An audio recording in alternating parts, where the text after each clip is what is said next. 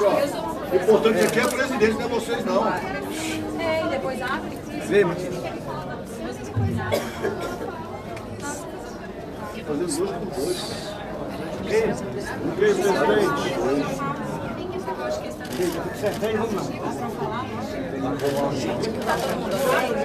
Ok, presidente. Não o microfone não, Raimundo. Raimundo. Quem é Karina aqui pra falar? O que houve? Teve note? Tu botou a chave aí, Nino? Já botei.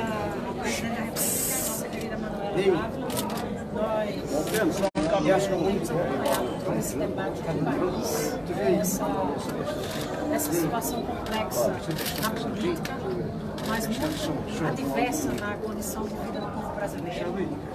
Há um retrocesso gigantesco na qualidade de vida do povo brasileiro, com a emenda constitucional 95, com o retorno do Brasil ao mapa da fome. O Brasil hoje aumentando em mais de 1 milhão de desempregados. Quem é aquela que está na frente do Valteno? Que precarizou ainda mais o trabalho. Márcia, O desmonte das ameaças que está sofrendo o Estado brasileiro em função das políticas que foram adotadas para destruir o papel dos bancos públicos na indução do desenvolvimento nacional e a volta, né, das doenças que o Brasil já tinha erradicado, poliomielite, a sarampo, mortalidade infantil que voltou décadas atrás. Ou seja, nós estamos diante de um cenário de destruição nacional e é necessário debater essa despaquência. E é esse o papel que a nossa querida Manuela dá, que é essa mulher, né, que embora muito jovem, com 36 anos de idade, já tem uma história de luta e de vida grande, gigantesca e densa em função das grandes causas do país. Ela já foi a deputada federal mais votada do Rio Grande do Sul, da história do Rio Grande do Sul, por 2 vezes, né? Em termos, não sei se é absolutos ou proporcionais, mas proporcionais, a mais votada do Brasil, foi a deputada agora estadual mais votada novamente no Rio Grande do Sul, já foi líder da nossa bancada e por isso que é uma candidata que representa também as nossas ideias e os nossos sonhos de um país justo. Por isso, hoje o PCdoB confirma pela 3ª vez na sua história, depois de 97 anos de vida, uma candidatura à presidência da República. Manuela Dávila.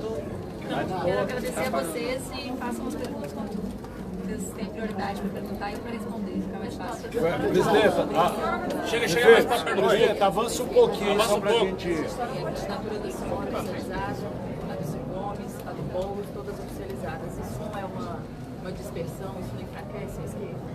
A nossa candidatura, desde 18 de novembro do ano passado, quando ela foi lançada, ainda antes disso, 5 de novembro, na nossa reunião da direção nacional do nosso partido, que a lançou, ela sempre foi uma candidatura que defendeu a unidade do nosso campo político. Nós fizemos um conjunto de apelos, né? Nós fizemos diversas vezes o apelo público dizendo que a nossa candidatura não é óbice para a unidade do nosso campo. Nós ainda temos algum tempo, se surgir alguma novidade nesse sentido, nós seguimos entusiastas. Né? Por quê? Porque para nós há necessidade muito viva de retirar o Brasil da crise que nós vivemos. Nós acreditamos que o nosso campo, com as diferenças que temos diferenças que são pequenas diante do que representa a crise para as mulheres e para os homens brasileiros, do que representam os 25 milhões de desempregados preocupados, do aumento, né, da mortalidade infantil. A Luciana já fez menção às doenças, mas da destruição do sistema público de saúde. Então, diante disso, para nós, a unidade sempre foi o caminho mais óbvio e necessário. Seguimos defendendo isso, se não conseguirmos ter êxito ainda nos dias que nos separam do primeiro turno, seremos também os porta-vozes disso durante o primeiro turno, para que no segundo estejamos juntos. Existe uma negociação para que a senhora venha a ser a vice do Não há nenhuma negociação, né? Nós, muitas vezes, fizemos o apelo público com a unidade, como eu já disse. Mas é possível ainda? Você acha possível essa negociação ainda? Olha, E o prazo até o dia 5 de agosto? Tem gente que diz que a esperança é a última que morre, mas eu defendo que o último a morrer é o esperançoso. A esperança se vai, depois ele vai. Então eu continuo esperançosa. Que a nossa unidade possa ser viabilizada. Nós somos 4 pré-candidaturas, né? E muitas das vezes, já foram as vezes que eu disse que não sou óbice para que 2 2 ou 3 delas se entendam. Então, assim seguirá. Né? Nós temos um tempo até o registro das candidaturas, hoje homologamos a nossa, e se essa unidade não for deflagrada, digamos assim, no primeiro turno, eu também tenho a convicção de que a nossa candidatura pode ser aquela que chega ao segundo turno, porque metade do povo brasileiro não fez a sua escolha. Metade do povo brasileiro diz que abrirá mão de participar do processo eleitoral. As mulheres, que são as mais punidas com as medidas anticrise adotadas por Temer, que são as mesmas que Alckmin, que esses candidatos desse campo defendem, as mulheres que vivem o desemprego de forma mais numerosa, as mulheres que já vivem e viverão as consequências nefastas, drásticas da emenda constitucional 95 da PEC do teto dos gastos, as mulheres que sabem que quando diminui o Estado, aumentam as suas responsabilidades, né? São elas as que ficam nos postos, nas escolas, atrás de bar em creche. Essas mulheres dizem hoje que não participarão do processo eleitoral. Eu vou atrás dessas mulheres e desses homens que vivem as consequências da crise e que, às vezes, demonstram um desinteresse com a política.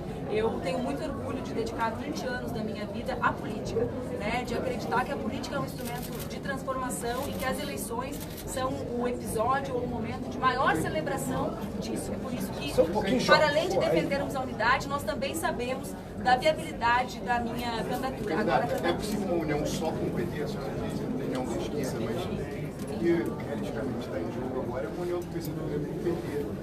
E eu queria saber se... Eu não sei quais informações tu dispões. Eu, como disse, sou esperançosa, né, e torço para que seja mais ampla. Né? Adoraria ser porta-voz de uma unidade ainda mais desses ampla. 3 ou 4 partidos de esquerda, mas se tiver união do PCdoB com o PT, de 2 partidos só, a senhora toparia abrir mão da candidatura para ser vice? Esse não é um debate que está colocado hoje, Bebento. Me pergunta isso depois da maior festa da militância do PCdoB, que depois de 73 anos oficializa a sua primeira candidata à presidência da República. Então, hoje essa não é a maior tendência. Né? Nós fizemos apelos que são, evidentemente, anteriores à convenção. E o vice da então, hoje, nós também estamos discutindo internamente. Já está bastante avançado, a gente vai esperar o limite para apresentar para vocês. Uma coisa de cada vez. Hoje a festa é minha, que sou a candidata, deixa o vice para o segundo momento. Cenas do próximo capítulo.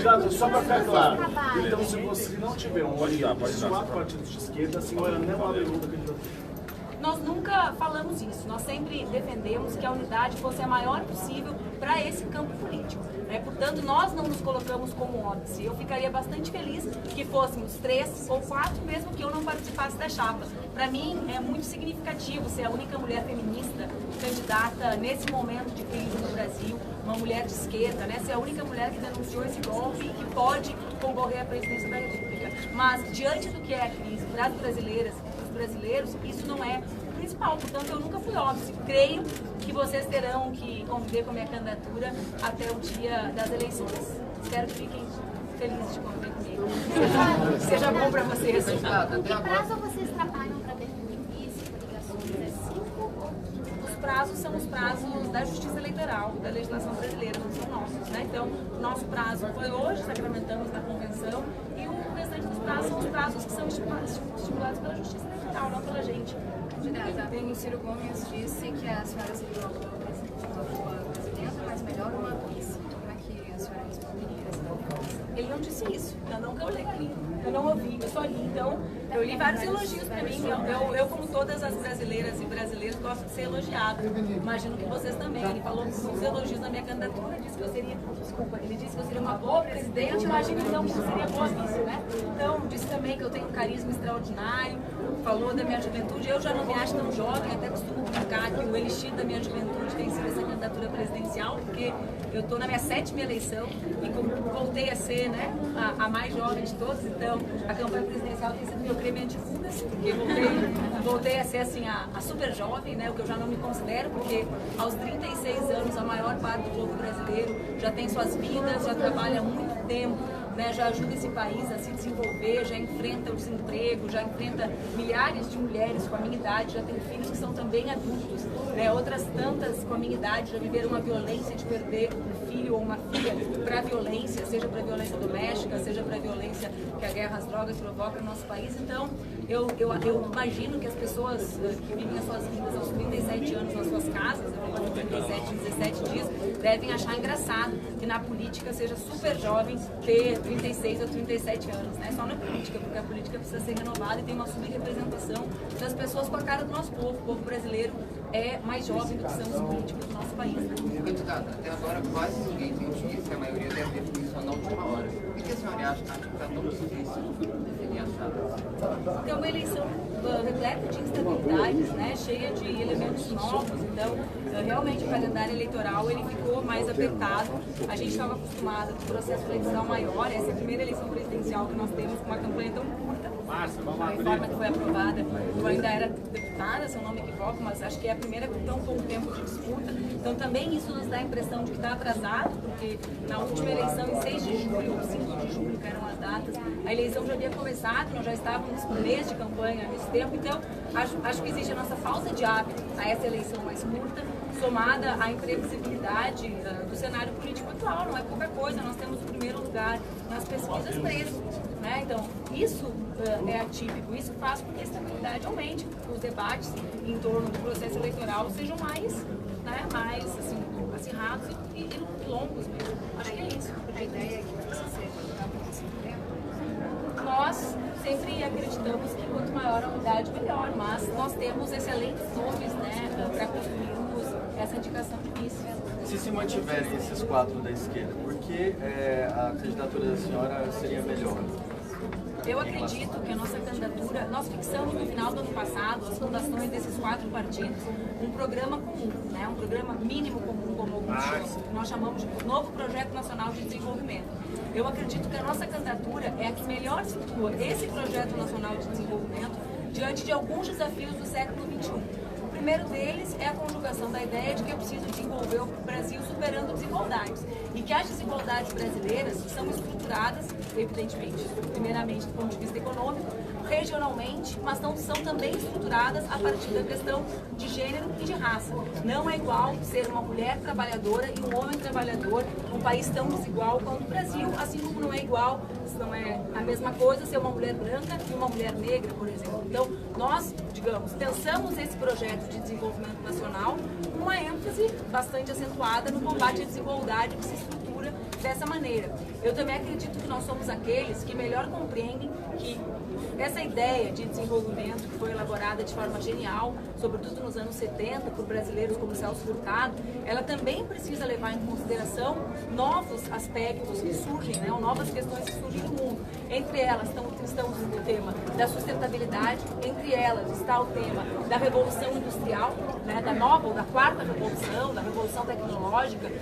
Como nós conseguimos conciliar a busca por uma indústria tradicional, porque nós não somos um país desenvolvido, então precisamos pensar nessa indústria tradicional, na de infraestrutura, que pode permitir que o Brasil se viabilize, né, enquanto nação, mas também precisamos pensar que o mundo vive uma revolução tecnológica e que nós ou aproveitamos, né, as portas que são abertas por essa revolução ou pelas tecnologias disruptivas, né, pela ideia de que nós podemos pular etapas, ou nós seremos um povo fadado a quebrar as máquinas, né, metaforicamente, não vamos dizer quebrar as máquinas do ponto de vista concreto.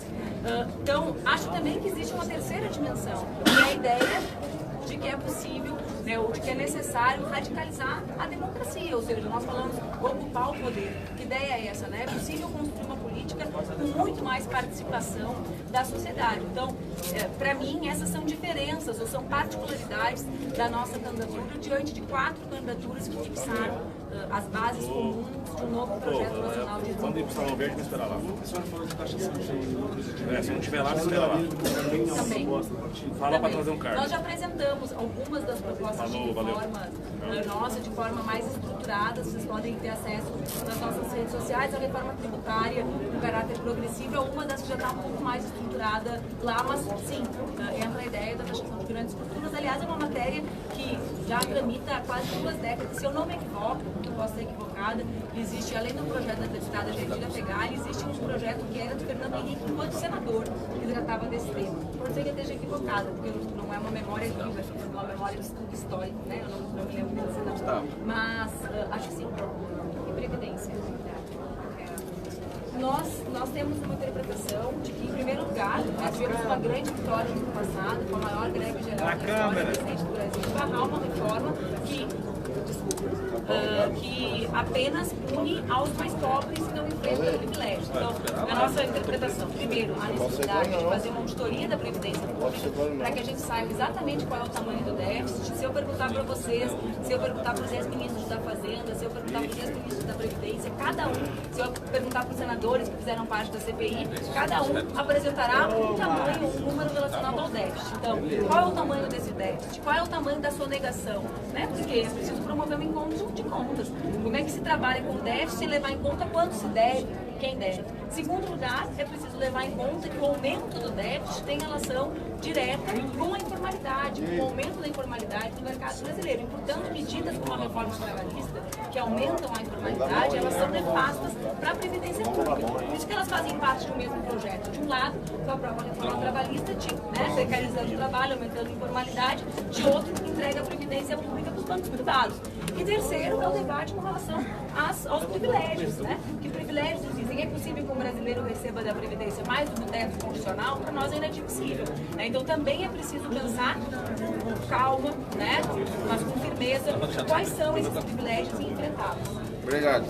Obrigada a você.